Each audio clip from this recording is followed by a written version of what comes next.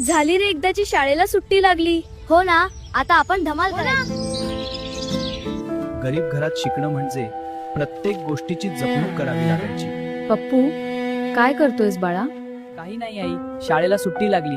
वह्यामधली कोरी पाने फाडून ठेवतोय, म्हणजे पुढच्या वर्षी कामाला येतील. आणि आई, रम्या दादा पुढच्या वर्षीची जुनी पुस्तकं मला देतो असं म्हणाला. पप्पू, ही घे पुस्तकं. पैसे किती झाले रे दादा? ह्या सगळ्या पुस्तकांच्या निम्म्या किमतीनं 50 रुपये होतील बघ. बरं, मी आप्पांचा पगार झाला की तुला आणून देतो पैसे. लहानपणीच्या त्या साध्या दिवसांत जुन्या पुस्तकांतूनच अनेक मुलांची स्वप्न पुढे चालत राहायची.